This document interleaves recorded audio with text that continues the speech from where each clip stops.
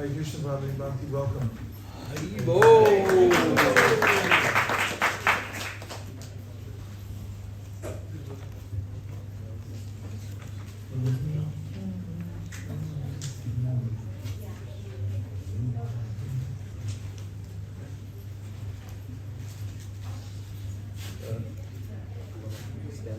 I just want to, yeah, that's good. Thank you so much.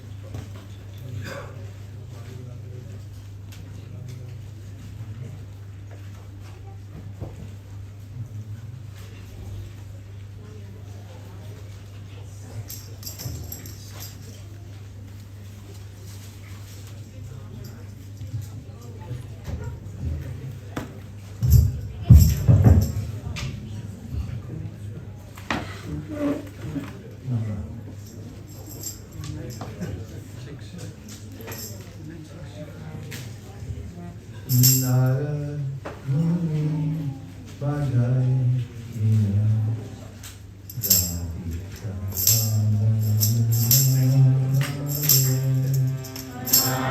Nara Muni Bhajai Ina Radhika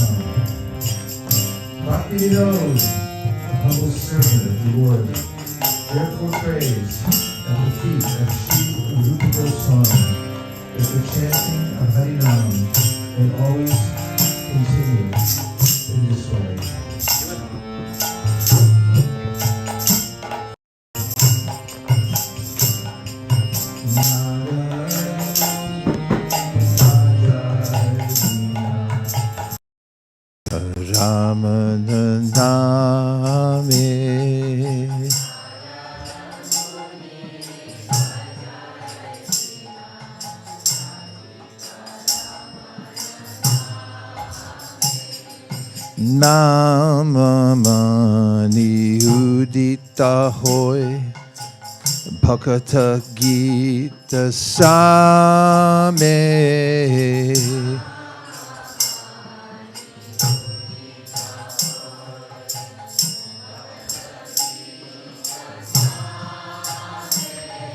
Narad Muni Bajai Vina Radhika Ramana Name.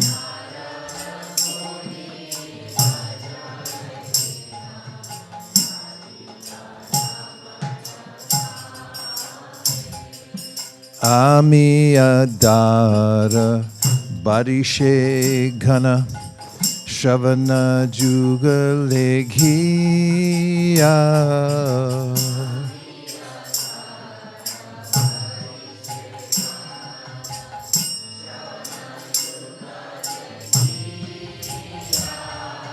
Bhakata Jana Sagane Nache Bhori Apana Hiya.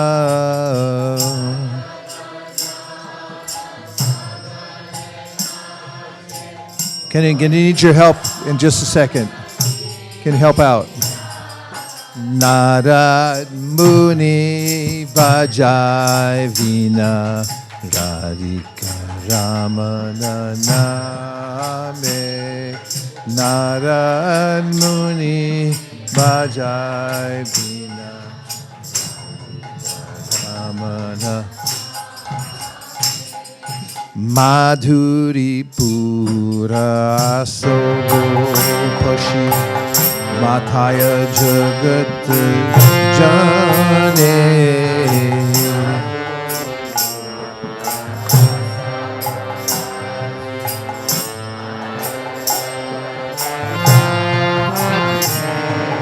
Kehova Kande Kehova Nache Keho Mate Mane Mane.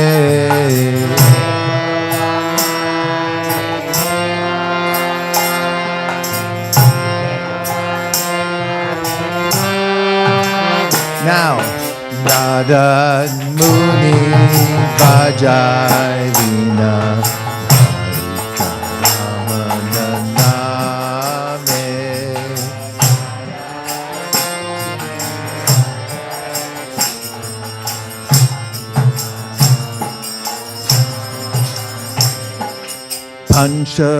Panchavadana Narade Dhori Primara Sagana Ro.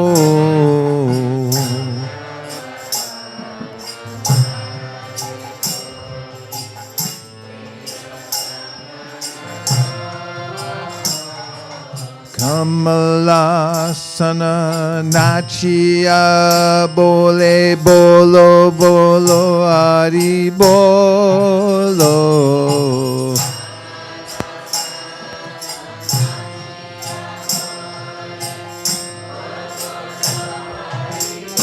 Haribo! Narad Muni Bajai Vina Radhika Ramana Name.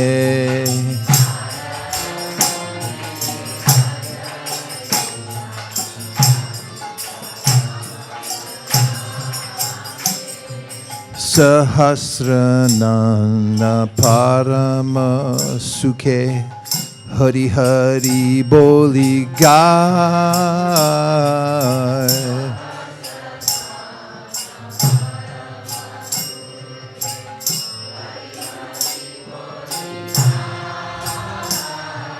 Nam Prabhave Matilo Vishwa Nam Rasa Sabe Pai.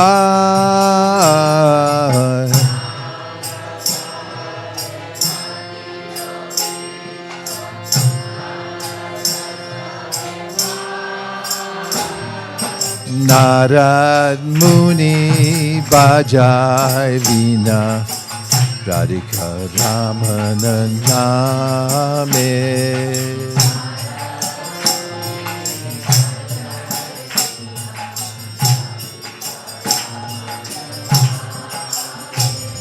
Shri Krishna Nam Rasane Spuri Puralo Amara Asha.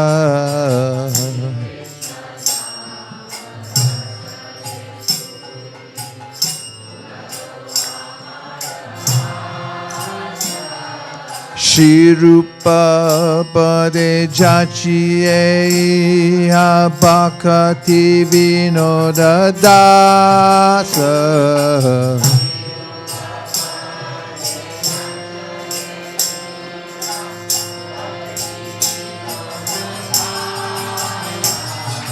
Narad Muni Bajai Vina Radhika Ramana Name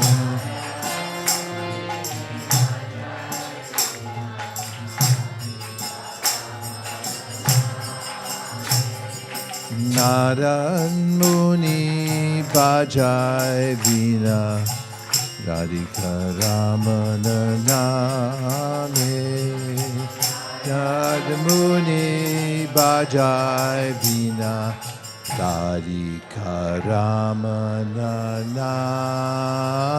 Name. Oh, sorry.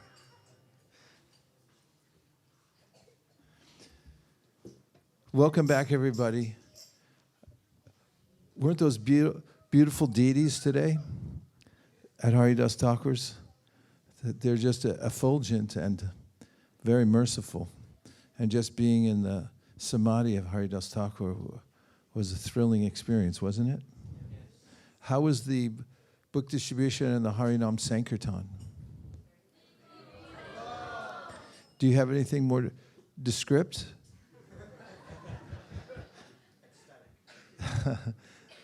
Yes? It was easy breezy? Okay, you were apprehensive, but then your apprehension was assuaged. Completely. Okay, good. Mukadavind.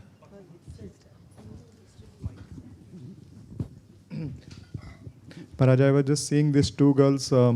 They don't know any language, they don't know anything, but they just followed your 5-step approach, and they were much more successful in distributing books and also collecting huge donations. So I was just seeing that how this works here.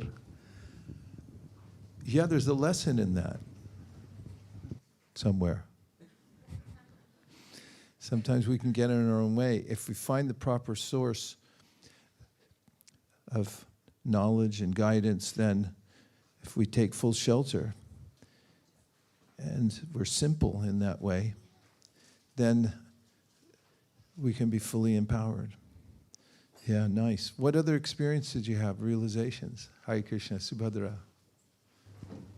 We'll bring it to you. Delivered in 7 seconds or less, or your money back. So in America, sometimes I get on the mental platform about asking for donations, but I like it here because you just wait. Like I just stand there and wait and keep trying to repeat that line, or just, then they give. We're trying to invent a system for America too, so hold tight. I think that would be Nobel Prize worthy. Okay, now I'm getting signals. Everyone has to move up. 7.3 inches.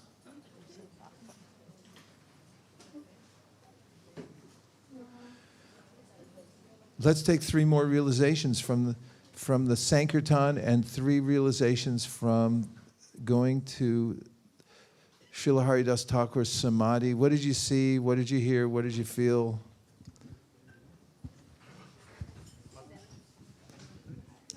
Yes. Hare Krishna. Hare Krishna. So when I have them repeat the mantra, most people are very receptive. So they take the book and they give donation. Then I ask them to repeat, do you know Hare Krishna mantra? Everybody says, oh yeah, I know. But then they don't. So I have them repeat and then test it, and they do it. So that was very heartwarming. Fantastic. Haribol. Okay, let's have a few more. What was it like? Malini. Right up front. Hare Krishna Prabhu. As usual, it was an amazing experience. But there's one thing I noticed, that some of the times they asked for books that we didn't have, but we still were able to give the Jagannatha sticker and the lollipop. So I thought, why don't we ask donation also without the book? And I showed them the donation and just the mountain pose. So one lady, she gave me 500 rupees for just a sticker and a lollipop, and somebody gave more too. So I was thinking, even if they were not able to get the book of their language, at least we have an opportunity for them to engage in this service. So I just thought that was nice to continue. Great. We can add that to our repertoire. And that's an interesting area, because I remember last time when we came out of there, it's distinctively Bengali. Did you notice that? It seemed to me, and I remember from last time hearing ahead of time the scouting report that it was going to be a Bengali area, and it held true today, because people would sometimes look at the book in Oriya and then just sort of have a blank stare until we give them Bengali. We should be able to tell the difference, though, between a Bengali and an Oriyan, shouldn't we? Yes.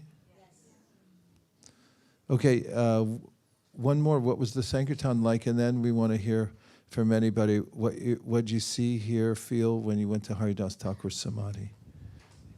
Ranshore. Hare Krishna. Hare Krishna. One person came up to us asking for a book on the glories of following different Ekadashis, which I've never personally been asked that in the West on the street or anywhere else. But it just reminded me, like, when people are in the Dham, they have that inherent piety and desire to engage in Krishna consciousness, but they don't have any sort of guidance. It reminded me of that verse, Shruti Smriti Purana Adi Pancharatrikam Vinda, where it says that if we're trying to practice devotional service without guidance from the scriptures, then it's going to cause havoc in society. So it's important that what we're doing is not necessarily establishing the spirit of serving Krishna within them, but rather giving them the framework to use that spirit in the proper form. So it's a very different mood in which we go out here, but it's equally important.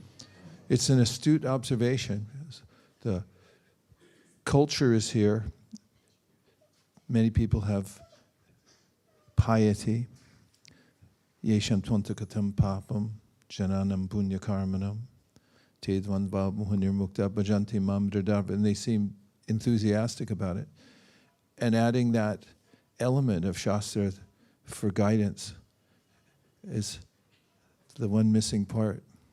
As much needed here as anywhere else. Thank you for that. Now, 3 observations about what it felt like to go to Haridas Thakur's Samadhi. Bhaktavatsal.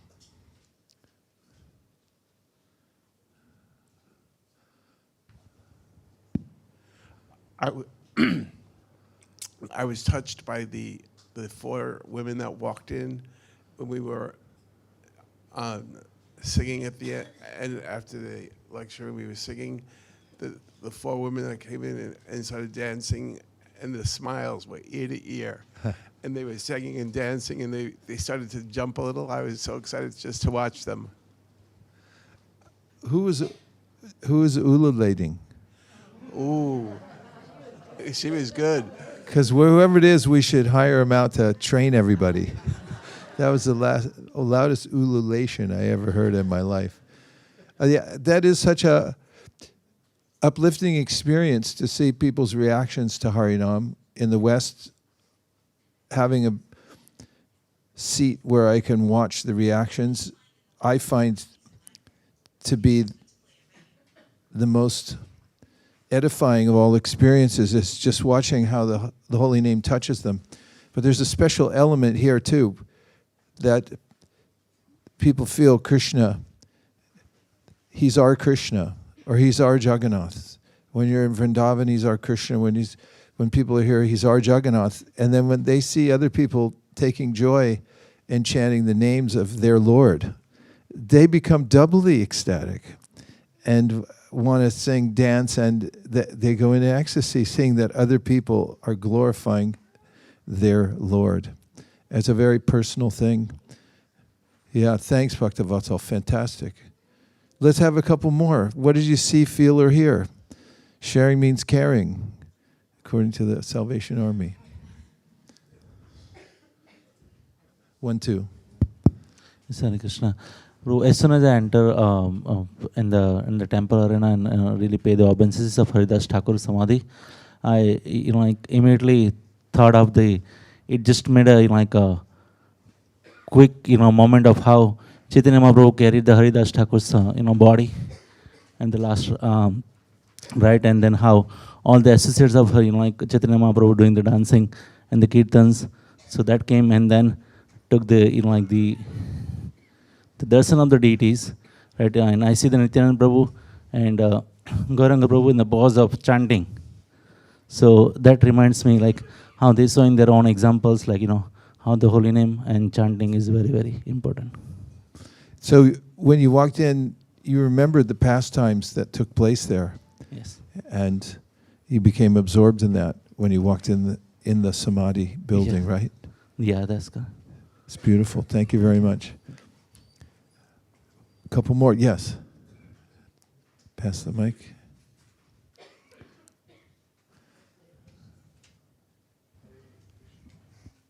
Hare Krishna. Hare Krishna. I can be open and honest. When we entered, I was pretty jet lagged. Point it right towards your mouth because you get maximum. If you put it on the side like this, Like this? like this, Yeah. straight. Yeah. Okay. Yeah, I just want to be open and honest. I was pretty jet lagged, so I was trying to keep myself listen to the whole lecture and then participate in the kirtan. But I think there are quite a few times, unknowingly, my eyes closed and I was trying to keep myself awake. But I think what I wanted to share is, so that was not in my control is what I felt. And then as we went through the kirtan and as with your wonderful kirtan, Maharaj, I think towards the end of it, I got so involved. And I think because of the dham, because of the place and because it was Haridas Thakur Samadhi, I think personally I felt goosebumps by the end of it all, which again I felt was not in my control. So it just was so different when I came in and how the dham has the effect, and just being part of the kirtan and the association just makes such a difference. We did give that warning ahead of time.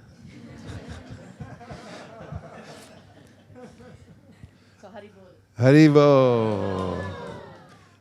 Okay, all the way to the back.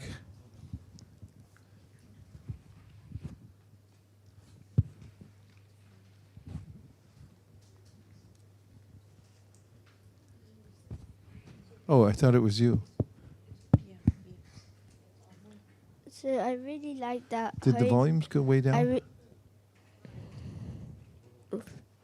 I really like that Haridas Thakur chanted three lakh names, which is 64 rounds times 3, and it was just amazing to hear how Haridas Thakur and Srivas Pandit were begging for the holy name to Chaitanya Mahaprabhu. So what attracted you to the idea of 64 times 3? Like timetables? That's a good way they could teach it in school, the times tables. And the other part?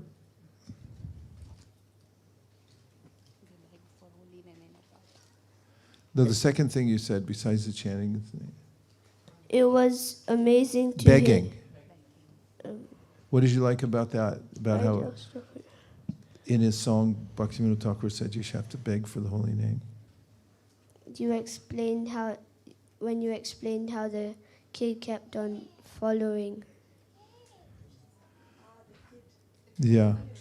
Kid For the followed one. Krishna Sakha from one township to the next until he finally gave, and he ended up giving a big donation because that's all he had.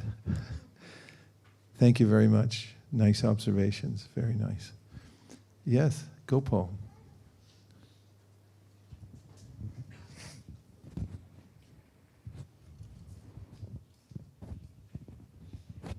Hare Krishna. Hare So Krishna. one observation I made was while we were on that junction, crossroads, doing Harinam Sankirtan, it was very ecstatic to see so many devotees passing out books, traffic coming, tractors, all kinds of things happening simultaneously. And then I looked up, and Ram Roy Prabhu was waving out of the ISKCON temple. And then I looked behind, and there were two or three Matajis had come out of their room onto the veranda, and they were dancing while the kirtan was going on. So I felt like that was something you'd read in Chaitanya Charitamrita. Bolo bolo hari bolo. It's especially powerful in those city scenes or crowded areas when the holy name is benedicting everyone, bouncing off of walls, and it amplifies the effect for the chanters to be amidst that and to see the effect everywhere. Everyone wants to dance. It's so important also because we have to test our mantras.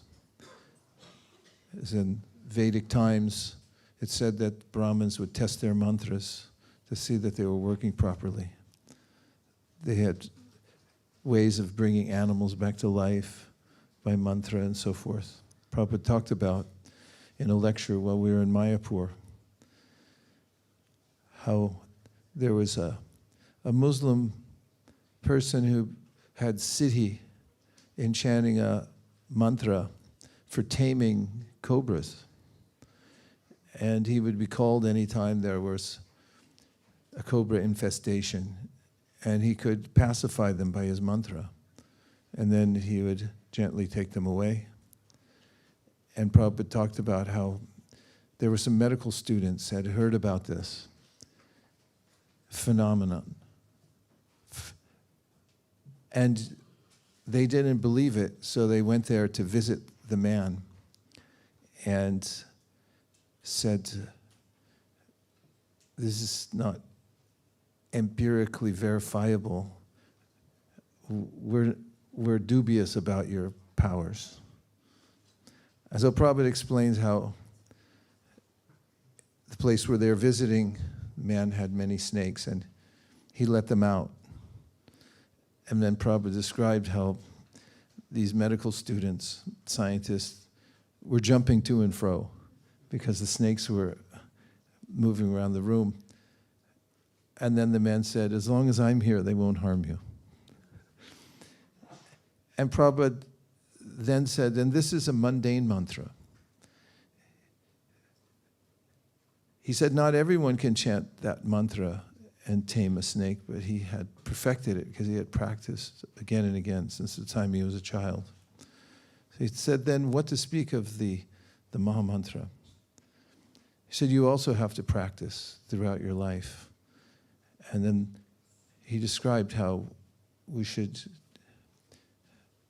chant according to the directions of Sri Chaitanya Mahaprabhu, avoiding the 10 offenses, and we should practice throughout our lives. He said, because that mantra, it gives full perfection, the chanting the Hare Krishna Maha Mantra. And it's through the testing of the mantra, those who had, in the Vedic times, brought animals back to life with the mantra, then they could see, oh, yeah, we have perfection in chanting the mantra. And when we take out the mantra and we chant it, we see through other people the effect of it again and again. And then it gives us more faith to be more aware that Krishna is in the mantra. And then we want to give it out more. It's a self-perpetuating cycle. I got really interested while we were singing the Narada Muni to read something to you all from Prabhupada's purports. Because it's nice in the evening to hear directly from Srila Prabhupada in his purports. But since we were talking about Narada Muni, I wanted to read something from the Srimad Bhagavatam. And for 20 points, which thing do I have open right now? 20 points to all my friends. This is from 1st Canto, 5th chapter. It starts with Sutta describing a meeting between Srila Vyasadeva and Narada Muni.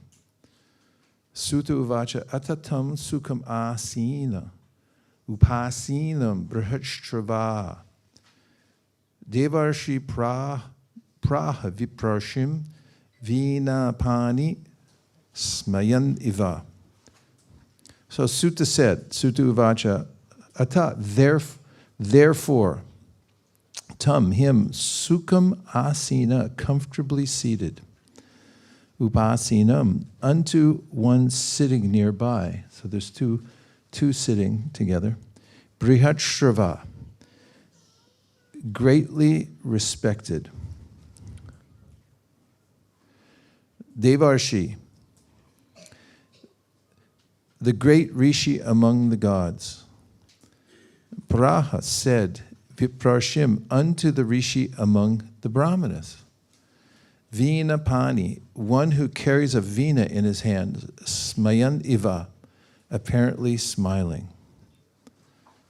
Sutta Goswami said, thus the sage amongst the gods, Narada, comfortably seated and apparently smiling, addressed the rishi amongst the brahmanas, Vedavyas.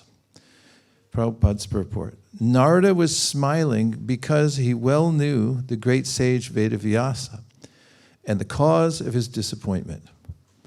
As he will explain gradually, Vyasadev's disappointment was due to insufficiency in presenting the science of devotional service. Narada knew the defect, and it was confirmed by the position of Vyasa. Text 2. Narada Uvacha Praharshya Parasharya Mahabhaga Bhagavata Kachit Atmana Pratitushyati Sharira Atma Manasa Evava. Addressing Vyasadeva, the son of Parashara, Narada inquired, are you satisfied by identifying with the body or the mind as objects of self-realization? Prabhupada's purport. This was a hint by Narada to Vyasadeva regarding the cause of his despondency. Vyasadeva, as the descendant of Parashara, a greatly powerful sage, had the privilege of having a great parentage which should not have given Vyasadeva cause for despondency. Being a great son of a great father, he should not have identified the self with the body or the mind. Ordinary men with a poor fund of knowledge can identify the body as self or the mind as self. But Vyasadeva should not have done so. One cannot be cheerful by nature unless one is factually seated in self-realization, which is transcendental to the material body and mind. I'll repeat. One cannot be cheerful by nature unless one is factually seated in self-realization, which is transcendental to the material body and mind. Text number 3. Jignasitam susampannam apite mahad adbhutam kritavan bharatam yastung sarvarta paribrimhitam. Your inquiries were full, and your studies were also well fulfilled. And there's no doubt that you have prepared a great and wonderful work, the Mahabharata, which is full of all kinds of Vedic sequences, elaborately explained. Purport: the despondency of Vyasadeva was certainly not due to his lack of sufficient knowledge, because as a student he had fully inquired about the Vedic literatures, as a result of which the Mahabharata is compiled with full explanation of the Vedas. Text number 4. Jignasitam aditam cha Brahma yat tat sanatanam tatabi shochasyatmanam akritarta iva prabho. You have fully delineated the subject of impersonal Brahman, as well as the knowledge derived therefrom. Why should you be despondent in spite of all this, thinking that you are undone, my dear Prabhu? Purport: the Vedanta Sutra or Brahma Sutra compiled by Sri Vyasadeva is the full deliberation of the impersonal absolute feature, and it is accepted as the most exalted philosophical exposition in the world. It covers the subject of eternity, and the methods are scholarly. So there cannot be any doubt about the transcendental scholarship of Vyasadeva. So why should he lament? Text 5. Vyasu vacha asyeva me sarva midam tvayuktam tatapi natma paritushyate me tanmulam avyaktam agada bodham prachamahe twatma bhavatma bhutam. Sri Vyasadeva said, all you have said about me is perfectly correct. Despite all this, I am not pacified. I therefore question you about the root cause of my dissatisfaction. For you are a man of unlimited knowledge, due to your being the offspring of one Brahma, who is self-born without mundane father or mother. Purport.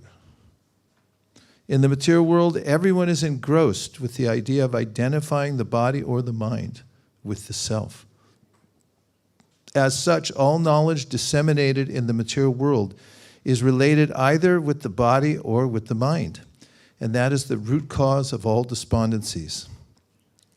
This is not always detected, even though one may be the greatest erudite scholar in materialistic knowledge. It is good, therefore, to approach a personality like Narada to solve the root cause of all despondencies. Why Narada should be approached is explained below. Savai bhavan veda samasta kuyam upasito yat purusha purana paravaresho manasaiva vishvam srjat yavat yati gunar asangaha.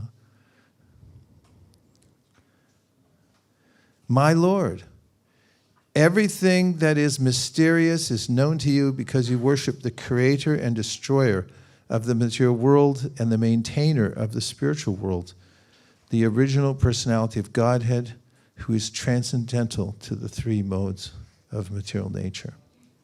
Purport: a person who is 100% engaged in the service of the Lord is the emblem of all knowledge.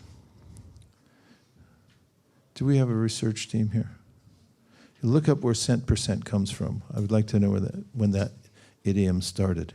Such a devotee of the Lord is in full perfection of devotional service.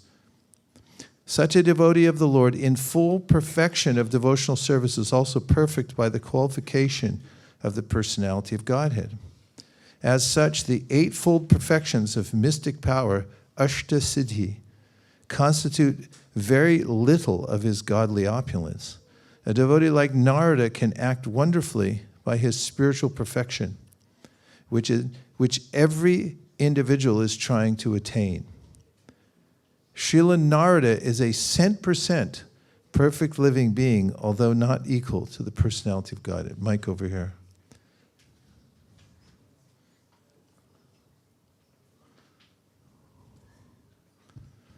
Hare Krishna. 100%, it's from South Asian English, and it means 100%, complete or total. 100%.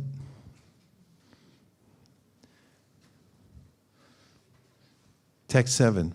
Tamparyatan arka iva trilokim antascharo vayuriva masakshi paravare brahmani dharmato vratai snatasya me nyunam alam vichakshva. Like the sun, your goodness can travel everywhere in the three worlds, and like the air, you can penetrate the internal region of everyone. As such, you are as good as the all-pervasive supersoul. Please, therefore, find out the deficiency in me, despite my being absorbed in transcendence under disciplinary regulations and vows. Purport: transcendental realization, pious activities, worshiping the deities, charity, mercifulness, nonviolence, and studying the scriptures under strict disciplinary regulations are always helpful. Text number 8. Shinarduvacha vavatannuditam prayam yasho bhagavato malam yenai vasau natusheta manyeta darshanam kilam. Sri Narada said, "You have not actually broadcast the sublime and spotless glories of the personality of Godhead. That philosophy which does not satisfy the transcendental senses of the Lord is considered worthless." Purport: the eternal relation of an individual soul with the Supreme Soul Personality of Godhead is constitutionally one. The eternal relation of an individual soul with the Supreme Soul Personality of Godhead is constitutionally one of being the eternal servitor of the eternal Master. The Lord has expanded himself as living beings in order to accept loving service from them, and this alone can satisfy both the Lord and the living beings. Such a scholar as Vyasadeva has completed many expansions of the Vedic literatures, ending with the Vedanta philosophy, but none of them have been written directly glorifying the personality of Godhead. Dry philosophical speculations, even on the transcendental subject of the Absolute, have very little attraction without directly dealing with the glorification of the Lord. The personality of Godhead is the last word in transcendental realization. The Absolute realized as impersonal Brahman or localized supersoul, Paramatma, is less productive of transcendental bliss than the supreme personal realization of his glories. The compiler of the Vedanta Darshan is Vyasadeva himself. Yet he is troubled, although he is the author. So what sort of transcendental bliss can be derived by the readers and listeners of Vedanta, which is not explained directly by Vyasadeva, the author? Herein arises the necessity of explaining Vedanta Sutra in the form of Srimad Bhagavatam by the self-same author. Text number 9. Everyone okay? Yes. Better than okay. Yata dharmadayashcharta muni varyanukirtita natata vasudevasya mahima yanuvarnita. Although, great sage, you have very broadly described the 4 principles beginning with religious performances, you have not described the glories of the Supreme Personality, Vasudeva. Purport: the prompt diagnosis of Sri Narada is at once declared. The root cause of the despondency of Vyasadeva was his deliberate avoidance of glorifying the Lord in his various editions of the Puranas. He has certainly, as a matter of course, given descriptions of the glories of the Lord, Sri Krishna, but not as many as given to religiosity, economic development, sense gratification, and salvation. These 4 items are by far inferior to engagement in the devotional service of the Lord. Sri Vyasadeva, as the authorized scholar, knew very well this difference, and still, instead of giving more importance to the better type of engagement, namely devotional service to the Lord, he had more or less improperly used his valuable time, and thus he was despondent. From this it is clearly indicated that no one can be pleased substantially without being engaged in the devotional service of the Lord. In the Bhagavad Gita, this fact is clearly mentioned. After liberation, which is the last item in the line of performing religiosity, etc., one is engaged in pure devotional service. This is called the stage of self-realization, or the Brahmabhuta stage. Srimad Bhagavatam 4:30-20. If someone look it up. After attainment of this Brahmabhuta stage, one is satisfied. But satisfaction is the beginning of transcendental bliss. One should progress by attaining neutrality and equality in the relative world, and passing this stage of equanimity, one is fixed in the transcendental loving service of the Lord. This is the instruction of the personality of Godhead in the Bhagavad Gita. The conclusion is that in order to maintain the status quo of the Brahma-Bhuta stage, as also to increase the degree of transcendental realization, Narada recommended to Vyasadeva that he, Vyasadeva, should now eagerly and repeatedly describe the path of devotional service. This would cure him from gross despondency. Does anybody feel grossly despondent? Only one person admitted it. Okay. Let's see. Text 10. Na yadvachas chitrapadam harer yasho jagat pavitram pragranita kadichit tadvayasam tirtamushanti manasa na yatra hangsa niramantu shikshaya. Those words which do not describe the glories of the Lord, who alone can sanctify the atmosphere of the whole universe, are considered by saintly persons to be like unto a place of pilgrimage for crows. Since the all-perfect persons are inhabitants of the transcendental abode, they do not derive any pleasure there. Purport: crows and swans are not birds of the same feather because of their different mental attitudes. Crows and swans are not birds of the same feather because of their different mental attitudes. The fruitive workers or passionate men are compared to the crows, whereas the all-perfect saintly persons are compared to the swans. The crows take pleasure in a place where garbage is thrown out, just as the passionate fruitive workers take pleasure in wine and women and places for gross sense pleasure. The swans do not take pleasure in the places where crows are assembled for conferences and meetings. They are instead seen in the atmosphere of natural scenic beauty, where there are transparent reservoirs of water nicely decorated with stems of lotus flowers in variegated colors of natural beauty. That is the difference between the two classes of birds. Nature has influenced different species of life with different mentalities, and it is not possible to bring them up to the same rank and file. Similarly, there are different kinds of literature for different types of men of different mentality.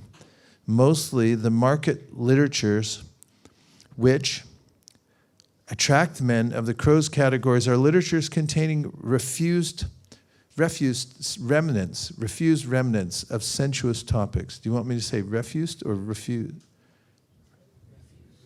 Refused.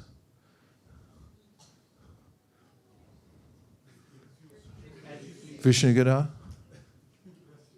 Refused. Sounds better. I'm going to do it again.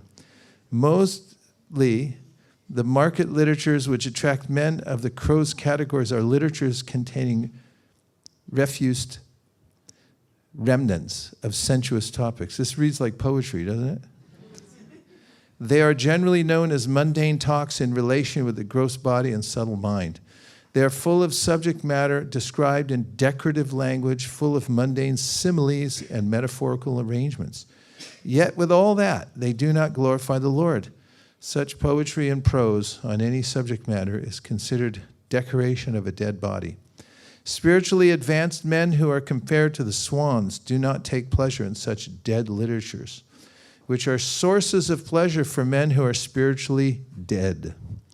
These literatures in the modes of passion and ignorance are distributed under different labels, but they can hardly help the spiritual urge of the human being, and thus the swan-like spiritually advanced men have nothing to do with them. Such spiritually advanced men are called also manasa, because they always keep up the standard of transcendental voluntary service to the Lord on the spiritual plane. I'll just read that again because it was such a nice sentence. Such spiritually advanced men are called also manasa because they always keep up the standard of transcendental voluntary service to the Lord on the spiritual plane.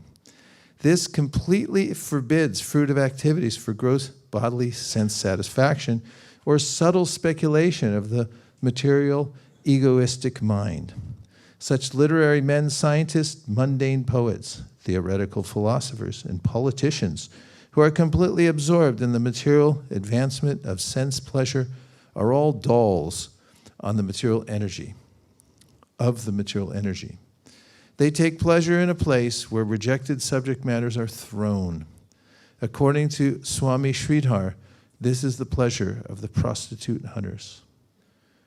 But literatures which describe the glories of the Lord are enjoyed by the Paramahamsas, who have grasped the essence of human activities. That's 10 verses and with purports. And now I'd like to see what reflections or questions you might have.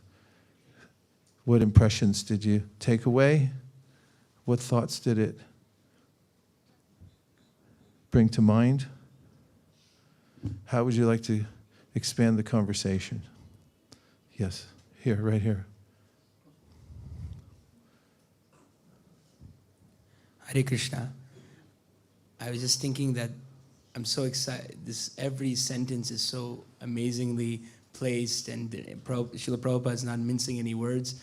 And currently, I'm in the 10th and I'm going to the 11th canto. And then just by reading these 10 verses, I'm so excited to finish and come back to the first canto and reread this again after so long. Yeah, that's the emotion expressed by the sages at Naimisharanya. Swadu, swadu, pade, pade. How's that verse start? Huh? Vayam tu navratipyama utama shloka vikrame yachunvatam rasagyanam swadu, swadu, pade, pade. They said there's such a taste in this that we want to go on hearing and hear it again and again and again and again and again. That will be the result of hearing, and will noticeably make advancement when, or I could say, we're noticeably making advancement when we're more and more eager to hear. Dharma swanistita pumsam vishvaksena katasuya no pariyad yadiratim shrama evahi kevalam. Dharma swanistita pumsam vishvaksena katasuya no pariyad yadiratim shrama evahi kevalam. So that it's mentioned that there are many duties that one can perform in human society. But if they do not provoke attraction, the original words there in the Bhagavatam, for messages of the personality of Godhead, then they're considered absolutely positively a waste of time, complete waste of time. And as a means to increase one's eagerness to hear, Sutta Goswami also says, Shru Shru Shro Shradhanasya Vasudeva Kataruchi Syan Mahat Seveya Vipra Punya Tirtha Nishevanat.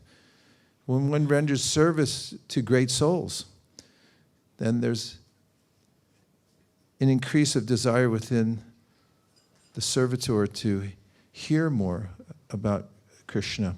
It rises naturally. Jiva Goswami writes in his Sandarbha that there's a one-to-one correlation between advancement in devotional service and one's desire to hear. So it's easy to judge how one is advancing. You can judge for yourself. And that is, how eager am I to hear? If you have this same enthusiasm that Hadai Pran Prabhu is expressing, that I want to finish it so I can start it again. This is a sign of spiritual health, that we want to hear the transcendental topic more, and we want to hear it repeatedly, and it gets deeper every time. Spiritual health. Let's hear what else. Ooh, nice. 1, 2. 1, 2, 1, 2, 3. Who's running the mics around? Oh, you got it here. Okay, go ahead, Shankar. Hare Krishna, Guru Maharaj. It really stood out to me when Prabhupada says that when the explanations on Dharma, Artha, Kama, Moksha is so dry, that the writer himself is so despondent what the readers will get out of it. And then here is Harai Pran Prabhu who's saying, I want to finish all the cantos and come back to the first canto. So that says a lot about the bhakti literature, that they are so full of rasa that it keeps bringing us back. And that's what Narad Muni is asking Ved Vyas to do. So that was really, that stood out to me. That if the writer is so despondent, what will we get out of it? Nice. Okay, that was 2, 3, 4. Okay, well, if you got the mic, go for it. It's Tide Goes to the Runner. Hare Krishna, Guru Maharaj. So the Vyasadev's necessity for a guru, so that's very similar to Arjuna's need for Krishna as his guide. So that was looking for external perspective is a very important thing which we often don't do, even in our work life or anything else, and we don't get the clarity. So that, and also getting a boss to tell us very bluntly that this is where we are and this is where we are dealing in refuse, like you say, Bollywood and cricket and politics. So that was a reflection that we really need to seek external perspective when we are despondent. At the same time, there is a need for converting, moralism is one thing, but transform beyond moralism is something was also a takeaway from this episode and the dialogue. That dharma, artha, kam, moksha is one thing, but there is a lot more which can transform us, and all of us can be transformers with you. Thank you. Thank you. Okay. All right. Raise your hands. Oh, you've got it. Go for it. Hare Krishna. It is interesting that Krishna reveals himself as the spiritual master externally and the super soul internally. And this conversation reveals that Vyasadeva was despondent. So internally, super soul was guiding him that there is something more that you've missed. And externally, the relationship with Narad Muni that he inquired from him what is the root cause was so sweet that Narad Muni also, instructed him by invoking that curiosity about the problem, what he missed in writing this. And it's at such a high level that Vyasadeva, who's writing all these literatures, even at that level, the relationship between the disciple and the guru is so evident and so important in our parampara. Thank you very much. The observations are rolling in.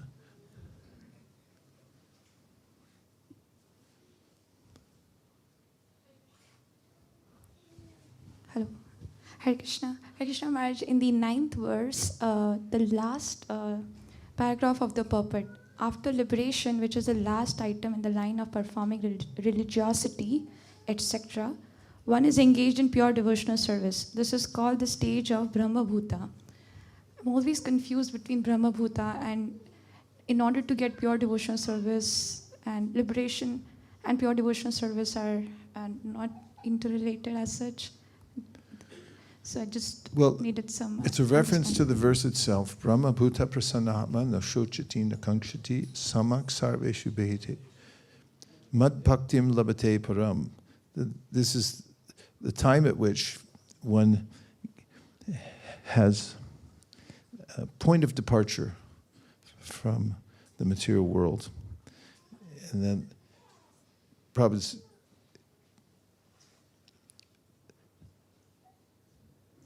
this is mentioning that perspective of the verse in the Bhagavad Gita, that mad bhaktim labate param. From that liberated position, then they entered into a devotional service.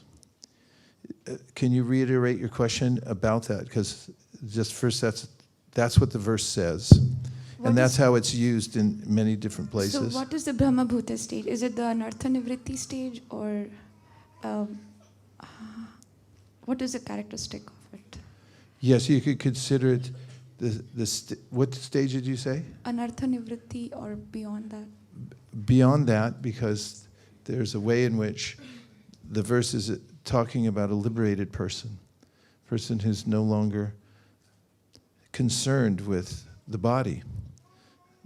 No shochati, no kankshati. During anartha nivritti, there's concern and still attachments. Even though one's eager for more advancement, there's a way in which one may not have the ability to do more. Jata shraddha makkatasu nirvina sarvakarmasu veda dukkha makankamam sprityagye pyanishvara. As Krishna explains in the 11th canto of Srimad Bhagavatam to Uddhava, there's an interim stage, anartha nivritti stage, in which the person has awareness, Veda dukhatmakam kamams, knows that kama leads to misery. Veda, he knows that. Dukhatmakam leads to misery. I said, Jata Shraddha, there's faith. There is faith. Jata Shraddha, Matkatasu, one knows that by hearing about Krishna, that this is the goal of life, has full faith in the transcendental vibration. Nirvina sarvakarmasu.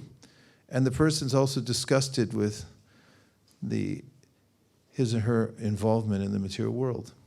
But parityage pyanishvara, Ishvara means Ishvara Parama Krishna, like the Supreme Controller. It also means the ability, the power to do something. Like Shaknoti Haivaya Shodhum Praksharira Vimokshanat Kama Krodot Bhavam Vegam Sayukta Sa Sukhinara. The happy human is one who has developed the power to overcome Shaknoti Haivaya Prakshar Vimokshanat Kama Krodha, all these lower modes and urges created by the lower modes of nature. So Parityagya Pyonishvara, although he knows everything, he still can't do it. But then Brahma Bhuta Prasannatma, the Shochatina Kankshati, one who's factually liberated from those urges. It's also described in the progression of devotional service, which is enacted by hearing and chanting, as you all know, from Shrinvatam Swakata Krishna, Punya Shravana Kirtana, Hridyantaksto Hibadrani, Vidhunoti Suritsatam. Nashta Prayeshu Bhadreshu, Nityam Bhagavata Sevaya, Bhagavatutama Shloke, Bhaktir Bhavati Naishtaki. Tada Rajas Tamo Bhava, Kama Loba Dayashchaye, Cheta Iter Anavidam, Stitam Satve Rasidati. At that time, as it goes through, one begins the process by hearing and chanting. Krishna is helping from within the heart as the Vidhunoti, who's helping sort out what's good, what's bad, and helping the devotee to overcome the inauspicious things. And then there's an interim period there, described as prayeshu, almost completely destroyed, but it's still lingering. But then there's a demarcation in the next verse, tada, which means at that time, there is a time at which the modes of passion and ignorance are no longer present. Stitam sattve prasidati, our acharyas confirm that this sattve is not the goodness of the material world, but it's called Shuddha Sattva. Has no tinge of the lower modes of nature. Sattvam Vishuddham Vasudeva Shabditam Yad Iyate Tatra Puman Apavrita. At that time, Lord Shiva says, then one is able to directly see Krishna, one who's no longer moved by the lower modes of nature. And of course, the real definition of, or an additional information of the arrival at the stage of Nishta, which of course the word means, it's cognate with the word stand in English. Nishta means you have a standing now in devotional service. As Prabhupada says, you're not feeling the pinching from the lower modes of material nature. Brahma Bhuta Prasannatma. And there are 5 obstacles that one has to overcome to come to Nishta. One of them, the first, is laya, which means sleep. It doesn't mean if you have jet lag and you fell asleep during the class. Although it could mean that too. But it's generally means that there's a way in which when performing ecstatic devotional practices like hearing Krishna's names or hearing the Srimad Bhagavatam, then one feels sleepy. And it's a very odd phenomenon because if somebody was watching, I don't know, a high-speed chase or someone just told you won the lottery, you probably wouldn't fall asleep. So it has more to do with our internal state and our sense of not being interested in Krishna. That's a kind of sleep, laya. And then comes distraction. Is one distracted while hearing? So Prabhupada describes in the first canto, fourth chapter, fourth chapter, and I think it's second to the last paragraph, purport, about rapture. Rapture is hearing. It can occur only when one's lifestyle has become clean. There's no touching with the senses with material objects for the purpose of trying to enjoy them anymore. And then one can come to the point of hearing with rapt attention. Before that, the modes are agitating. For instance, people complain vociferously about not being able to concentrate while chanting japa. It's the most common complaint on the planet Earth. And the cause is rajas. If there's rajas in the mind, then the mind's going to be distracted from one thing to the next, because that's what rajas is, it's distraction. Look at this, look at that, look at that. Always trying to see something else in succession. And it's been sped up by modern technology, I dare say. I was looking out my window and I see young men walking down the street. They're together, even 3 in a row, and they're all looking at their phone as they're walking. Hope they don't get hit by a motorcycle or something. It's a distracted state that we're in rajas. And so when you notice that you're no longer distracted, that's also a sign that you've come to nishta. It's such a relief, because distraction is torture and focus is nectar.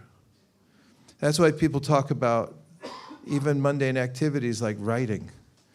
They'll say, if you can actually sit down and write, which is almost impossible. When I wrote a book a while back, the first time I tried to actually finish a book. It's one thing to write a book in your head, I found out. Kaishori was my editor for years. She said, what do you have? What do you have? I said, so much, so much. She said, send me something. I was like, well, I don't know about that. And so I read many books about how to write a book, and they all said, go back and write. One said, get some glue, put it on your chair, or just sit down, and then you can't get up. Literally, they said that. That's how you write. But if you, as many people say, if you can get into that mode of writing, it's like flipping over to the other side of distraction, and you can stay absorbed in it, you feel peace. That's why people feel peace watching a soccer game. It's the stupidest sport in the world. Sorry, everybody. I know it's an offense. But it's just men kicking around a ball. And the reason people feel happy is because they just keep watching the ball. What sport do you only get one goal during 90 minutes, if that's even what it is? That's ridiculous. Sorry. I know you all hate me after this, but it's a fact, and everyone just watch the ball, and then it's like, God, I feel better. But then it springs back. And writing and so forth, the mind can come more to a sense of stillness. But in nishta, this is a very high state, where one has standing in the practice of devotional service without any distraction. There's nothing else on the person's mind except for staying steady in the practice of devotional service, no other interest, really. Of course, that's kind of describing asakti also, but that's a much more acute symptom, or the symptom is more acute in asakti. It's all-consuming, and those are other stages, but in nishta, no distraction. And then there's a very interesting obstacle, which is described as disinterest. which in English we have this 3 little letters for, M-E-H. Like, hey, you want some cabbage? Meh. Which means like, I mean, no. Yeah, no. And although I'm not sleepy, I'm not distracted, no distraction, but just not into it. Where's that come from? Kind of what we used to call causeless unwillingness. I know everything. You know everything? Yeah. Why don't you do it? It's like, I just don't care. And then there comes the bubbling up of various qualities that take us away from Krishna, like anger. They're in the their behaviors stimulated by lower modes of material nature, and there's a kind of an embeddedness there, and they come up at various times. And then there's the senses themselves, which kama dinam katina katida palita durnideshas, the devotee prays. And these are bad masters. They're always telling me the wrong thing, and I've always obeyed them. And still I'm obeying them. That's the idea in that interim stage in anartha nivritti. So when one actually can noticeably, one could diagnose oneself, or actually in that coming to Nishta, one can diagnose oneself, because you may be startled to find out when you sit down for a long reading of the Bhagavatam, you're suddenly in rapture and you're not sleepy. You're so interested in it, it's the last thing you want to do is sleep. That's Nishta. And when you're not distracted, an M80 goes off outside your window and you still keep hearing, or whatever it may be, the Nishta stage. So when we get free from the lower qualities, which is generically being described in Brahma Bhuta Prasannatma, Nashochatina Kankshitimi, even that Prasannatma is there. That's one of the symptoms mentioned after Tada Rajas Tamo Bhava Kama Lobadayas Cheta Iter Anavidam Stitam Sattve Prasiddhat Evam Prasanna. Same thing, Brahma Bhuta Prasannatma. Then you're happy for no reason. There was an author that came to see Ramnath Swami in Silicon Valley, and she wrote a best-selling book called Happy for No Reason. I didn't read it, but I like the title a lot. Some books are like that. You see the title and go, I get it. I don't have to read the book. And so that one was indicative of the prasannatma. There's no reason to be happy. I just am, cheerful, joyful, because I'm no longer harassed by the material world. I'm not feeling the weight of it anymore in Brahma Bhuta Prasannatma. Now I'm happy. The mind's naturally happy in its normal state, Thank you for asking a question. Let's see, was there one more? Yes, Subhadra. I was just wondering why he deliberately avoided describing more qualities. He's trying to preach. So this is a conundrum that everyone's trying to preach. And there's a way in which he's trying to reach a wider audience. So he's deliberately toning it down. Pavani Bhakti's going, yeah, I've been there. I mean, she hasn't really been there that much because she preaches so directly, but anybody who's preaching to audiences that are not naturally interested in Krishna consciousness or have context for it, realize that you have to tune it. So first of all, you don't get kicked out. I mean, when we started going to Intel, who's here who was at Intel when we were going there? Remember, everyone saying, now don't say God, don't say Krishna, don't say this, that. Of course, it seemed they gave a little more leeway after a while. But my talks there were so boring and stupid.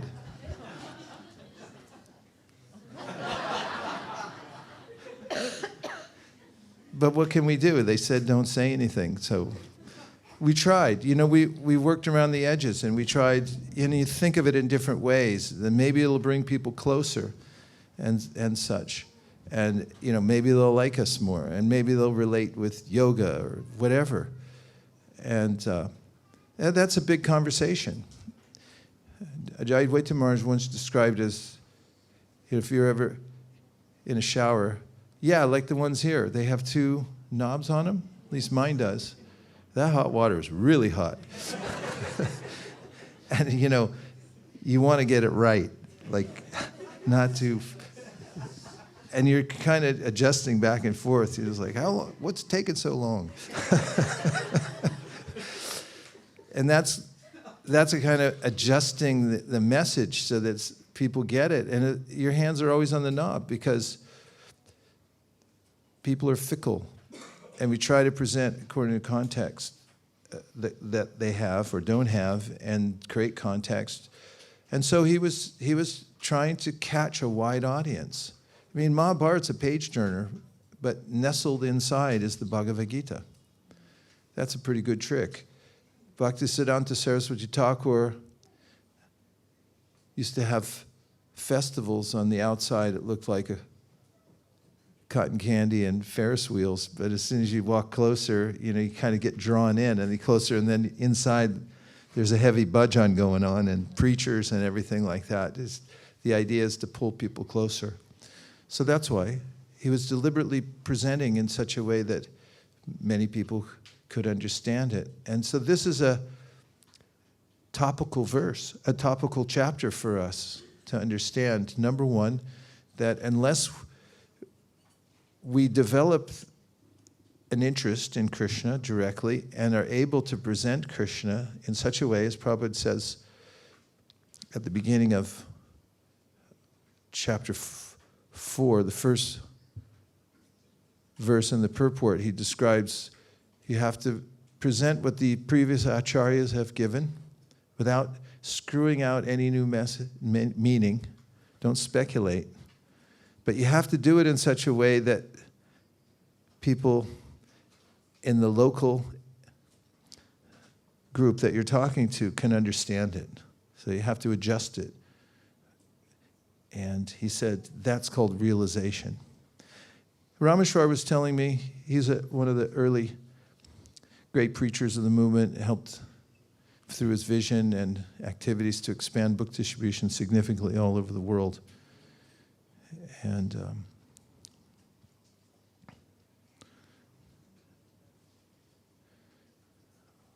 he was talking about how Prabhupada wanted all devotees to write. And the main place Prabhupada asked devotees at that time to write was in the BTG. He wanted devotees to write because it helps solidify your realizations, and he wanted them to submit articles to the BTG. And the BTG went through various phases. And there was a phase in which the editors tried to get a little more edgy, and they thought, we should make this more relevant to the people in general. And it crossed a line at one point because then Prabhupada said, okay, I'm taking it back, and I make it more direct. So these things are always going on, trying to come to the right point. Also, the other point I wanted to take out of that anecdote from Prabhupada's instruction about Back to Godhead magazine, when somebody asked him about writing topically, he said, yes, but it requires expertise. You have to be very thoughtful about how you present. And so this is relevant to all of us, this chapter. Okay, that's it. No more questions, no more thoughts. Yes, all the way to the back. 1, 2.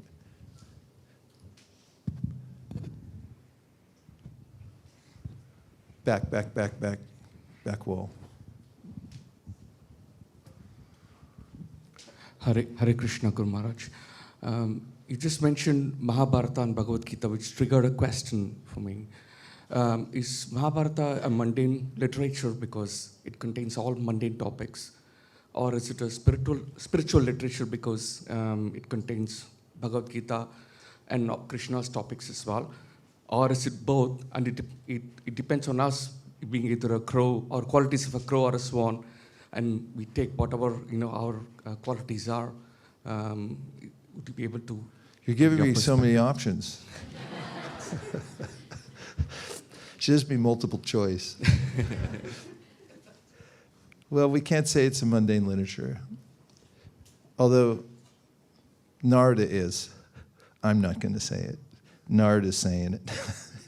But it's not, because the Bhagavad Gita is there, as you pointed out. There are some difficulties for the Mahabharata. It's been interpolated many times.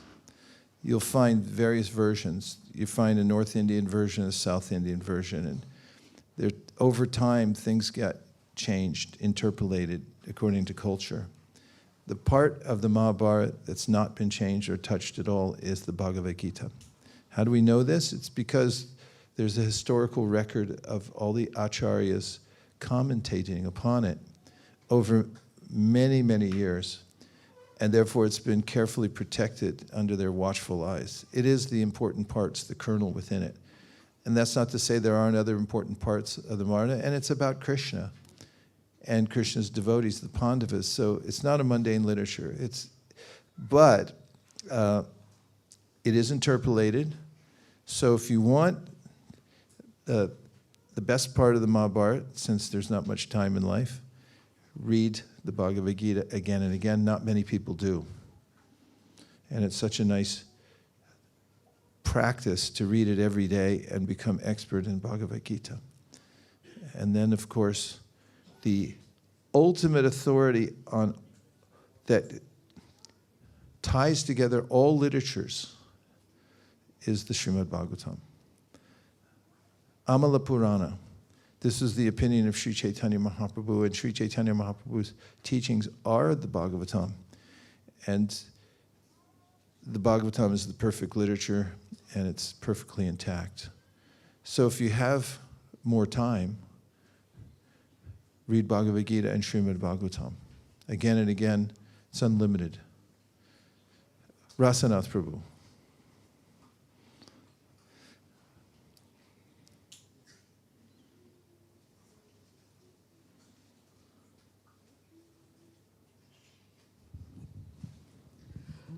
What strikes me repeatedly is the courage that Vyasadeva had when he told Narada to search out the fault. And it was very confronting. I felt a chill,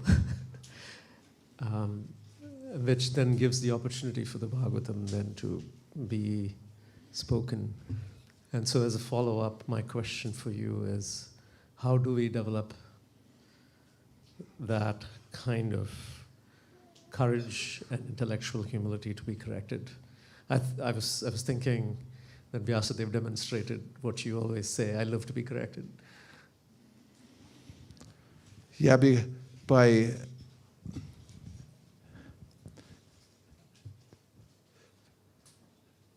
appreciating the fruit of sincerity, because beyond complete sincerity and willingness to hear the truth about one's own faults and be corrected, and be sincere about aligning oneself with the opinion of the Acharya, one's spiritual master, then there's cognitive dissonance. And when one becomes a stita dhyar muni, dukeshu anavigna manaha, sukeshu vigataspriha, vitaragabhaya krodha, stita dhyar muni ruchite. Krishna talks about this quality of self-realization, that one's mind is fixed in authority and is willing to come back to that selflessly, without having to be a Muni. Regular Munis, as Prabhupada points out, and this is true in the academic world, have to come up with something new. In fact, Radhika Raman Prabhu was telling us when we visited his home, that was a luxury, staying there 3 days. We just talked and talked and talked and talked, and it was just so nice. And one of the things he told us one day on the way, we were driving back from a hike in the Subaru. That's what you get if you live in Utah. And on the way back, he was talking about intellectuals and academics. And he was saying how these extremely intelligent people can give up everything, even sex, he said. The one thing they can't give up, intellectual property. They'll die for it. Because they're so smart. It's a hindrance, actually, to be so smart. I don't have that problem, luckily. And he just said that they become so attached that they came up with an idea. And they're brilliant ideas, but ultimately in the vision of the Bhagavatam, as we just heard, they're basically refuse, because they come from the speculative plane. So Stitidhar Muni is somebody who's evolved to the point of realizing his or her own self-interest as being completely 100% aligned with Krishna. And in that there's a great relief, because then it doesn't mean you're not thoughtful, independently thoughtful, and make decisions, but everything comes back to whether it's aligned with Krishna or not. Vyavasayatmaka buddhir ekeha kurunandana, bahushaka hinantascha buddhayo vyavasayanam. If your mind is chaste, which is a term Prabhupada uses in the Bhagavatam, chaste hearing, and you chasten yourself that I follow, this is the Stitidhar Muni, I follow the instruction as it's given, then such a person has one pointed attention, whereas the other person, bahu shaka hinantascha, cognitive dissonance. So by tasting sincerity and seeing that it's much better than presenting my false self to the world or trying to protect it. It's really hard trying to protect one's image as a great soul. I have a god brother, name will go unmentioned, but he's been around forever, and he's been through a lot. And I just remember being around him, and he's matured to a state where he's vulnerable. He's not trying to put a mask on and say, this is who I am, protect some imagined position that he has. And it's so disarming to be around somebody who's been down before and then realized that, okay, I'll just surrender to Krishna. And also be who I am without any feigned sense of something greater. And what to speak of how it might feel if I did it myself. What does it feel like to be chaste and just fixed in that? So I think we can think about it and compare the two states of being surrendered and also being surrendered, but there's a little filigree that goes with that, to try to be something we're not. And also just the purification process of, as Krishna says in the Gita, nirmana. There's a lot in that. It's one of the 5 where Prabhupada says how to overcome weakness of the heart. That's what he says at the end of the 15th chapter we read yesterday. I mentioned it yesterday. How do you overcome weakness of the heart? He said the first 5 verses. That's in the first 5, isn't it? Because there's 1, 2, 3, 4, then 5. That's nirmana moha. So nirman means give up that sense of being the center and just take Krishna's center. That was a long, convoluted answer, but I was trying to think about it as I was talking, reaching for it. Okay, Gopal. Hare Krishna. Thanks for the question. CCT, cultivate, contact. Contact, cultivate, Time. and time. So how much time? A lot. In fact, that's the answer that Kapila Dev gives to Devahuti. She has this complaint. She said, I understand self-realization, I know you're God and all that, but this is hard stuff. It seems like I'm my body, and to give up this conception of me being my mind, and like, how do you do that? It seems impossible. And Kapila Dev was very straightforward. He answers and he says, it's possible. In fact, that's what all the Shastras say. In fact, that's what Vyasadeva says in the Vedanta Sutra. He says, and Prabhupada quotes this in the Bhagavad Gita, he says, of course, Vyasadeva says, of course it's possible.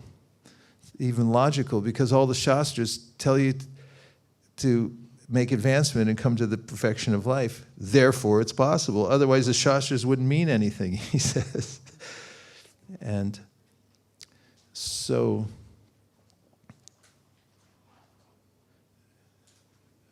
your question was? How long time? Yeah. So Kapila Dev says to Devahuti, says, you should hear and be aligned in service. He said, you should do this for a long time. And in the commentaries by Vishwanath Chakravarti Thakur in the 6th canto of the Bhagavatam, some people, he's asking rhetorically, why is it that Bharat Maharaj took 3 births? And he says, because people who have a high goal take a little more time because they want complete refinement. Think about what that means. Going back to the writing example, I came down to a formula when I was writing the first book that I had to, every chapter was like a long essay or an essay. And I had to complete the first draft, and then I had to do 3 more personal edits of it before I could give it to an editor. And I knew I had to go through all that. And same in our lives. We have to go through a lot of editing. Don't think you're going to get it right on the first draft. You do it, and then you got the ideas there, you got to edit. We have to edit our lives, and you do it once, twice. I'm not saying how many times you have to do it. That's how many times I had to do it. 3 times, intense editing, marking it up with a pen. No AI, didn't exist. Marking it up with a red pen, and then going back and working with it again, then again, then again. And so, as long as it takes. And actually, if we know we're in the process, then it's joyful. Krishna says in the Gita that it's Raja Vijaya Raja Guyam Pavitramida Mutamam Pratyakshavagamam Susukam Kartamavyam. When we know we're working on ourselves and we're actually taking the steps, that's when we feel happy, even if we're not there yet. It's when we're pretending that we're making the steps, but we're not actually working on it, when we feel some cognitive dissonance. Pray a lot, pray hard, take as long as you need. Okay, last one, and then we're going to go back to bhajan style.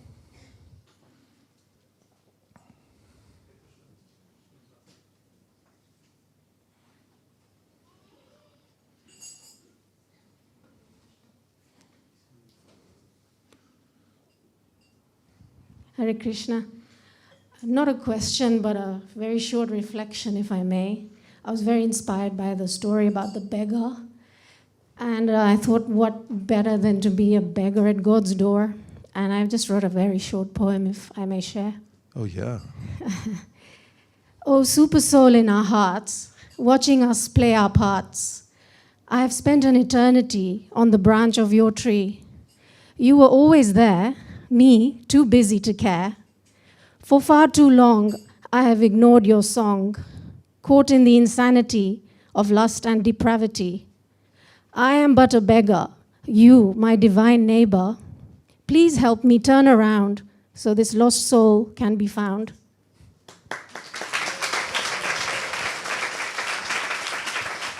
I have a question. Where have you been all our lives? That was fantastic. I love it. It was clean and very, it really sounded nice to the ear, but it was impactful. Thank you for sharing that. Yeah, Vishnu-Gada Prabhu, your comments overall, as sweeping as you'd like to make them, or as detailed, anything you I heard? had a question. Yeah. That's okay.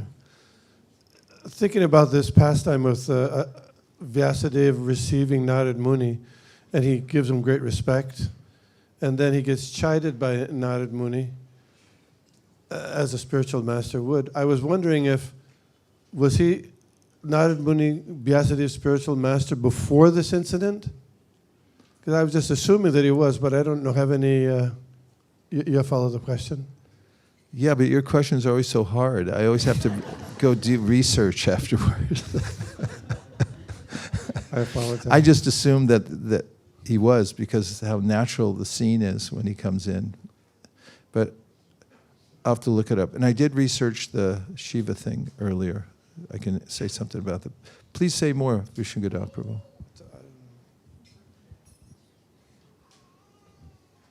Lokaram, observations. What do you want to add? Hare Krishna. Thank you, Guru Maharaj. I'm just really happy to be here. I have nothing much to say. I loved the poem. I think also about writing and this remembrance of Rameshwar Prabhu. It's so many different ways that can take form, and especially now with AI, it's tempting to cut corners, but it can really be a powerful part of sadhana and internalizing. That's another thing Srila Prabhupada emphasized, was write down realizations, and that can help us process what we're hearing. It's a form of smaranam when we write things down after we hear it. And then if you share what you write down with others, it becomes kirtan. So it's really a valuable practice to keep alive, especially with all these technologies coming out that are threatening our intelligence by supplanting it with artificial intelligence. So we want to keep our intelligence intact. Writing is a really powerful way to do that. And it's essential for Krishna consciousness. We can't become Krishna conscious without having an intelligence. So we want to keep ours alive. I'm not trying to be too doom and gloom. I use AI a ton, but I also do a ton of my own writing. So I try to keep it balanced. Thank you. Hare Krishna. Thank you. Yes, and it's a ubiquitous topic everywhere. That's what ubiquitous means. Authors are discussing this same topic because it's a challenge, as everyone said it would be. The greatest satisfaction is realizing one's connection, as in the poem, with Supersoul giving intelligence and realizing that it's coming from him, and that kind of intelligence is forthcoming for those who are sincere and engaged. And I appreciate your points. This similar point that Radhika Raman made when somebody asked him about AI in writing. He said, don't deprive yourself of the opportunity to strain, to develop a thought. In doing that, then your own ability to represent those ideas becomes more organized. You can hear editors when they talk. You go, hey, you're an editor, right? In fact, that happened to me. I heard somebody speaking and I go, do you edit? And they go, yeah, how'd you know? It's like just the way you talk. Organized, articulated speech, carefully crafted, moving along from one thought to the next. And anyway, Prabhupada emphasized this. Everyone should write. Write down your realizations. That's what we gave you, that tiny little book. Actually, I like to write on bigger pads. Like one of my pads up in my room is huge. It's actually meant for artists. There's no harm in writing on it. But it just gives me a lot of space. And I always emphasize use a legal pad. Those are the yellow ones. They're longer. There's a psychological advantage where you're not trying to cram everything in. And taking time, have a place for all your ideas to land. If they come in and you don't catch them right away, it's just like a rare butterfly or something. I saw it. It's like, no, you didn't. You couldn't have. They're extinct. I was like, no, I saw it. It's like, yeah, right. And same with ideas. Like, they just go away so quickly unless we catch them. And it's a gift from Krishna. I think that's something Tejas, one of Prabhupada, he had a lot of association with Prabhupada. He has so many practical things to say. So many that if you ever talk to him, you got to have a lot of time on your hands because he's effusive and it's all nectar. But he was telling me about how Prabhupada instructed him that in Kali Yuga to remember means to write it down. As he insisted with his assistants that they write things down and don't just say, yeah. Like those waiters, you know. Not that I go to restaurants, but I have been in one before. You know, they'll come by and say, yeah, I got it, and they come back with everything wrong. So I carry in my pocket this little notepad. I've had different notepads. I used to use moleskin. That's vegan, by the way. It's not a real mole. But I came up with this one because it's got a spiral binding on it. It doesn't even have a brand name on it, so I can't be accused of product placement at this point. But I can pull the pages out if I need to, and it's really kind of thick and a nice, it's got some nice texture, a good feel to it. But I don't leave my room without it. Even if I cross the hallway, I carry it with me, and I also have my pen. Because this is, you've heard me do this shtick before, I know. It's a magic wand. This is how we manifest everything good in our lives. Because everything comes from Super Soul, from within, and then if we don't, out of gratitude, catch it and write it down. It's like, thank you, Krishna, for giving me that idea. One unique idea from Super Soul can change your whole life. And it also gives you fodder for preaching as well. Because nothing is so powerful as a unique idea that came from Super Soul to present. If you find it from somebody else, you can make it work.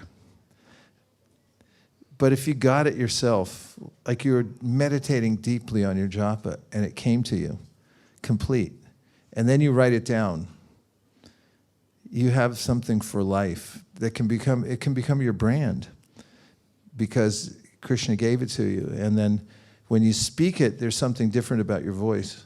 So it's one of the practices Prabhupada gave us is to always be aware. Prabhupada had one of these, not the exact brand, but you can see his little notebooks that he carried with him.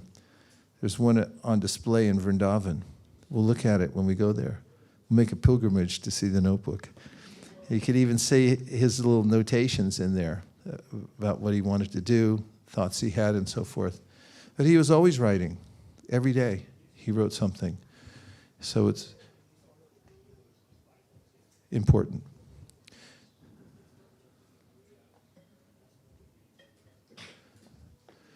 So we're relatively successful today, right? We had japa together. We went to the beach and shared ideas. We also had prasadam. We worshiped Tulsi. We had Guru Puja. We had discussion on Bhagavatam twice. We went to Haridas Thakur's Samadhi. We saw Lord Chaitanya, Lord Nityananda, and Advaita Acharya. I mean, I'll never forget that. And did you see there's a picture of Krishna Balaram above the altar of, was it Nityananda? It's kind of an old picture, really charming old picture, but just the aesthetic in there when you see the deities and in those altars, it leaves an impression. And that's what we're here for, to take away an impression or several or a multitude of them that becomes our real wealth. And then we can sing about it out of happiness. That's what we're going to do now. Right? Yes. Uh-oh. What? Oh, yeah. We got to do our chapter. Chad. And we just happen to have it, thanks Nirkula, we happen to have it right here in the book itself. Does anybody need? Oh, we only have 10 minutes left. What page is it on? 330.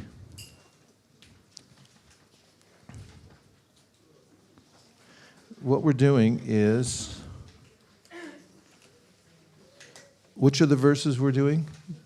It's not the whole chapter. What? No, that was last time. Now we're going from 23 onward, right? They moved it because we changed months.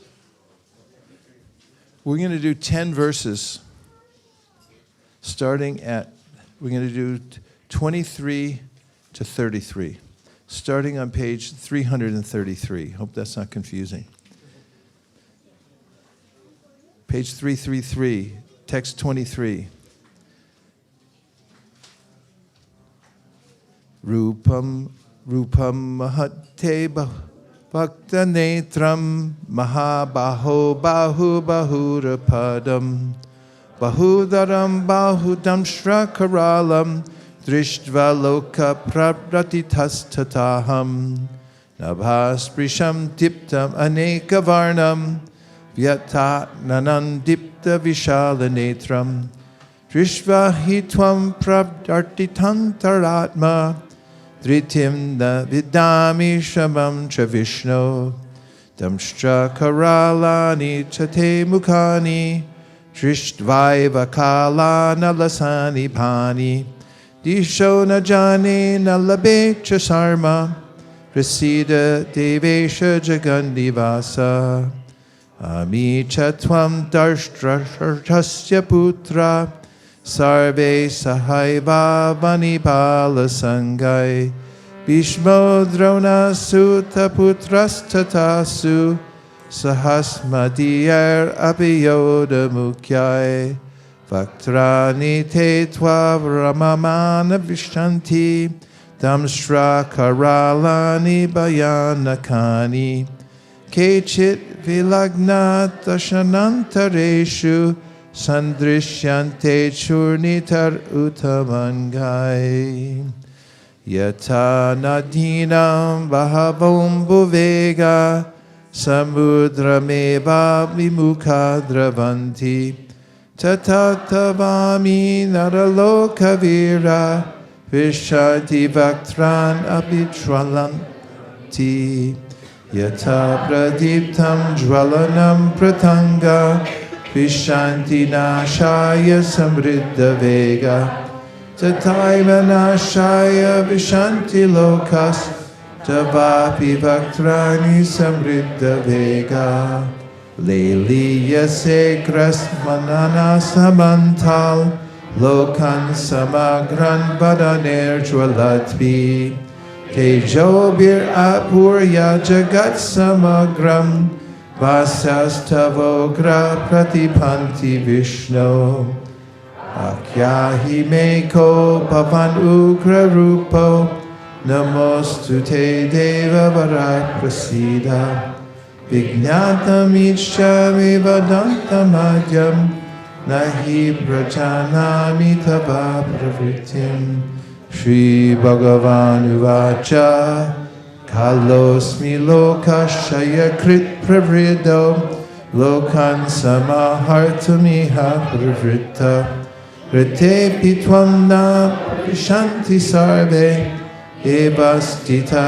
pratanikeshu yodha Tasmat tvam utishta yasho labasva Jidva shatrum bhukshmat rajam sambridham Mayaiva teni vatapuvam eva Nimitta matram bhavasavya sache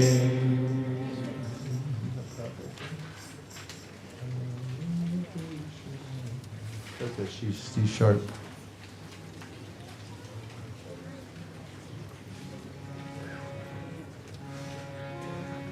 There you go.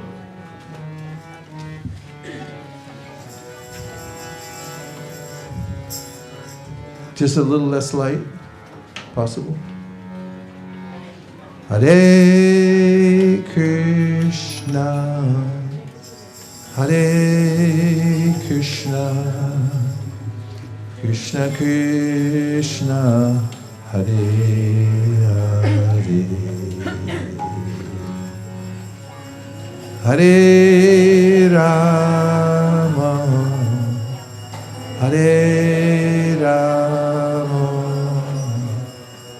Rama Rama, Hare Hare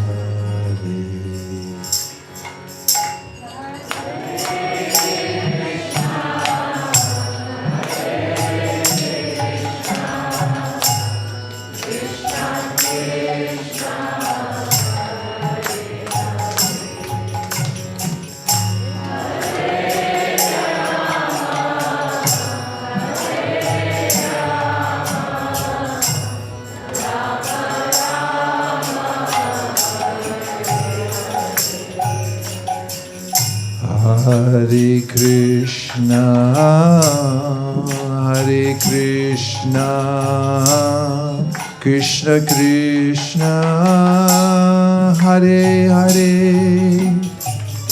Hare Rama, Hare Rama, Rama Rama, Hare Hare.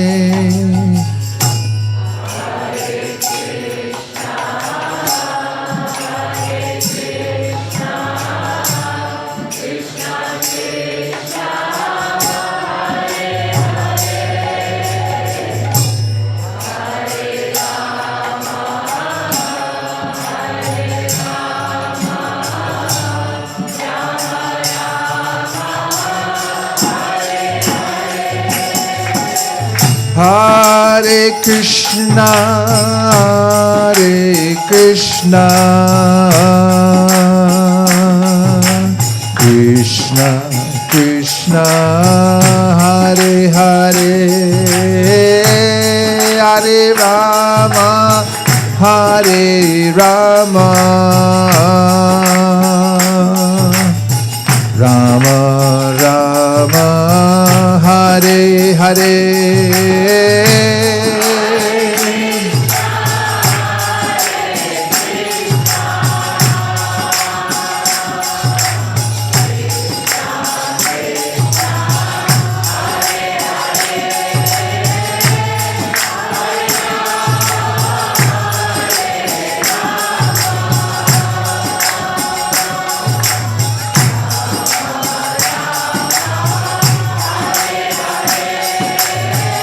Krishna, Hare Krishna, Krishna Krishna, Hare Hare, Hare Rama, Rama Rama, Hare Hare.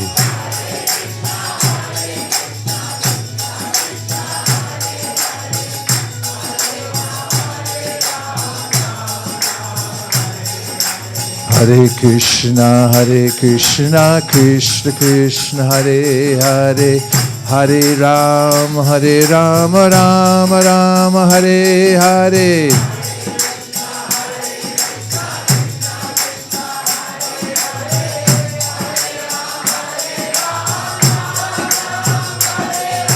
Hare Krishna, Krishna Krishna, Hare Hare, Hare Rama, Rama Rama, Hare Hare, Hare Krishna.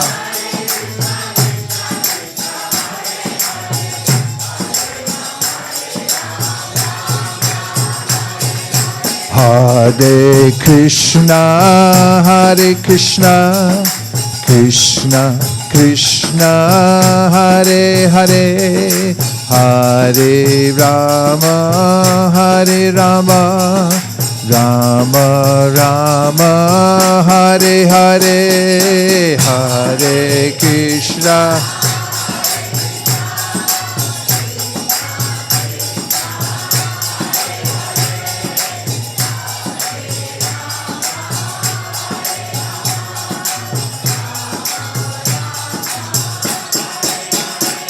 Hare Krishna, Krishna Krishna, Hare Hare, Hare Rama, Rama Rama, Hare Hare.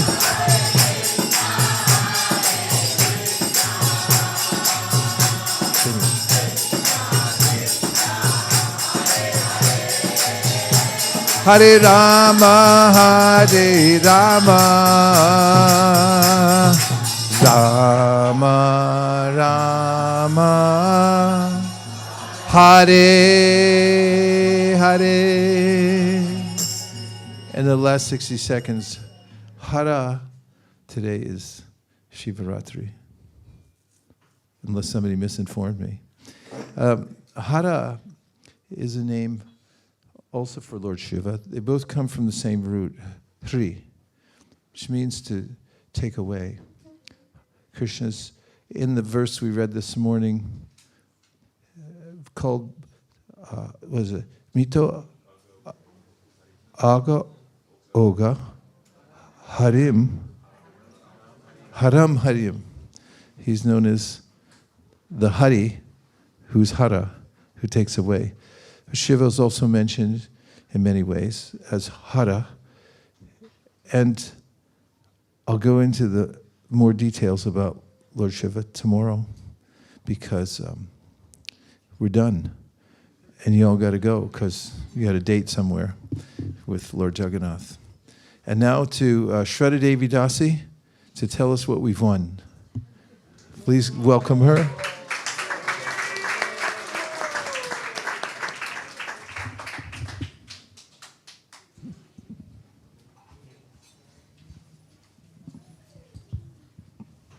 Hare Krishna, dear devotees, how are you feeling today? Excellent.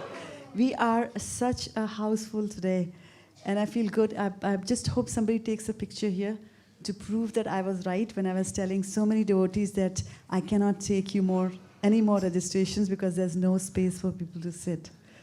And it's a very houseful. It's very nice as well to see that. So thank you so much for your participation here today. Before I go into the details, thank you so much, Guru Maharaj, for the fantastic Krishna Katha, both this morning and this evening.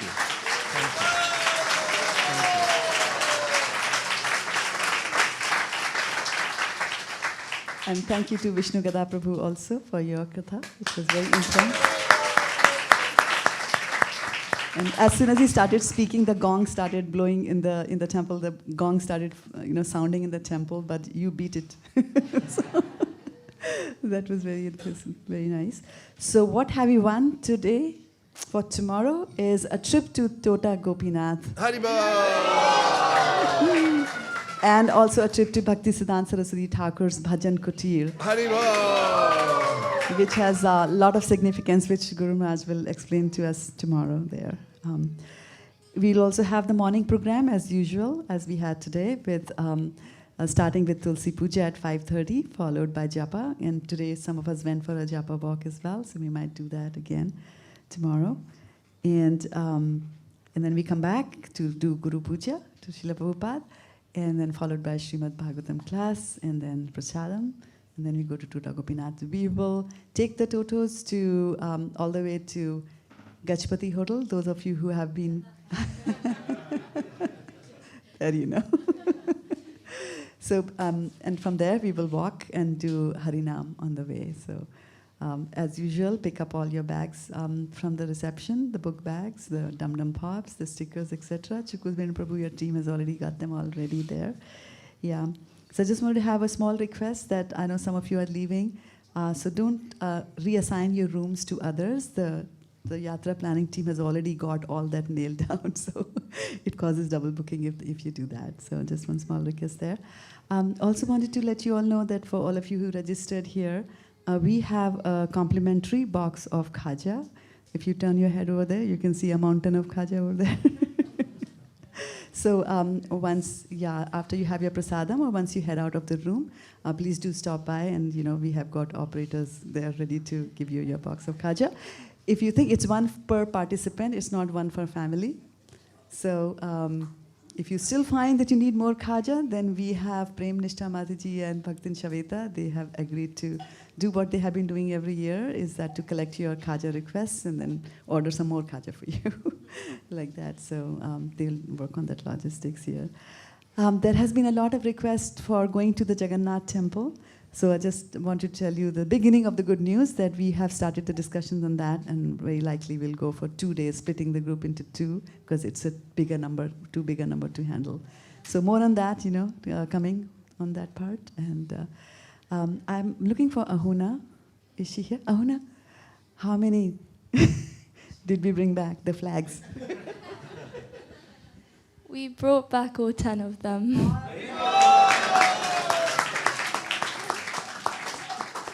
Very nice, you're hired. Okay, any questions or any comments? Okay, there's a question there. Okay, yeah, go ahead.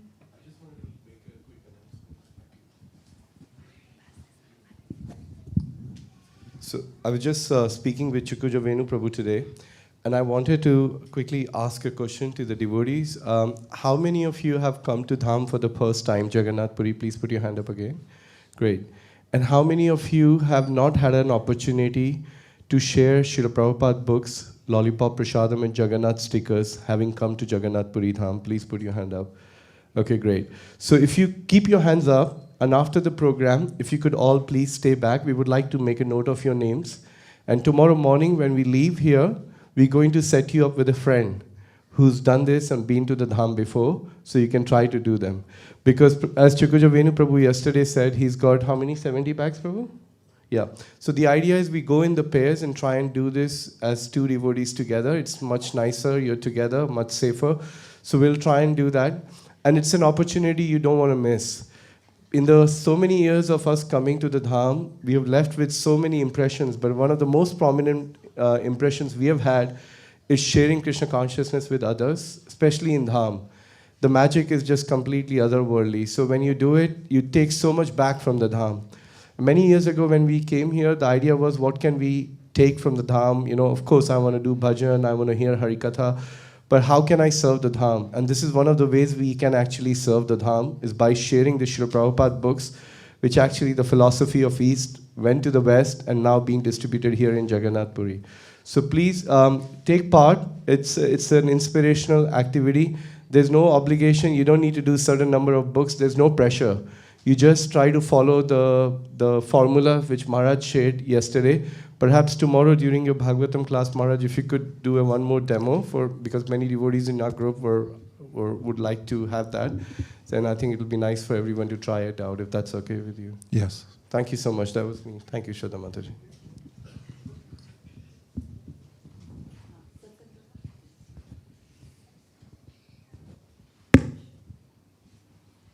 Yeah, I just wanted to also ask you to look around the walls and you see the posters. What do you think about that?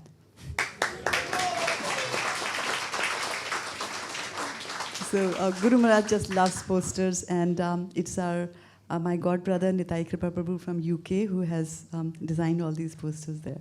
So if we were to auction these posters, how much would you put that for? How about this Panchatattva? Any takers? I'll take it. How much? It's an auction. You can bid. $500. $500, $500, $500. Anybody else wants to take it for more? As long as somebody carries it home for me. Have you asked your mom? Mom's permission? I was just kidding. Yeah, I just wanted to mention that he has, he has spent many hours polishing these and printing those out, these lovely posters there. The broadcasting team, I just wanted to talk to you after the call is over. Maharaj, that's all I have. Dear Srila Prabhupada, dear Sri Chaitanya Mahaprabhu, Shishi Gaurnitai, Shishi Panchatattva, Shishi Jagannath, Baladev, Subhadra, if you so desire, please instill in our hearts sincerity that directs us to always take shelter of you, to be honest with ourselves, and to be honest with others, and to always keep our intelligence fixed on your directions as our guide for how we move in the world. Thank you for considering our request. Om Tat Sat. Everyone agrees with this prayer in whole or in part. Please say Hare Krishna. Hare Krishna. Vancha kalpadruscha.